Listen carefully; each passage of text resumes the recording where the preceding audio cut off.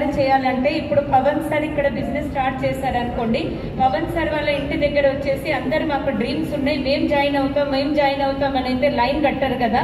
So ఎవరెవరికి dreams ఉన్నాయి, ఎవరెవరికి మనం ఈ బిజినెస్ అనేది పరిచయం చేయాలనేది ఒక ఆర్గనైజ్డ్, ఒక క్రమ పద్ధతిలో, ఒక సిస్టమేటిక్ గా, ఒక క్రమశిక్షణ తోటి మనం ఇక్కడ లిస్ట్ అనేది తయారు చేయాలి.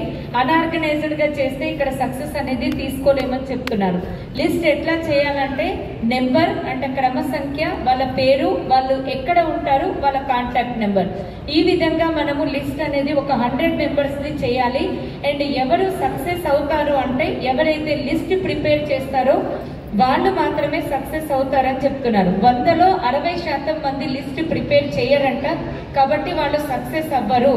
100లో ఎవరైతే 40% లిస్ట్ ప్రిపేర్ చేస్తారో వాళ్ళు 100% సక్సెస్ అవుతారు. అప్లైన్ దగ్గర కూర్చొని లిస్ట్ తయారు చేసి తర్వాత ఏం చేయాలనేది చెప్తారు. ఒకవేళ మనకి ఏదైనా కన్ఫ్యూజన్ ఉంది అంటే వినింగ్ టీమ్ లో ఆల్రెడీ మనకి బుక్ లో ఉంటుంది కదా, road map to success book లో కూడా ఉంటుంది ప్యాటర్న్ అనేది, అది చూసినా కూడా మనకు అర్థమవుతుందని చెప్తున్నారు. Okay sir.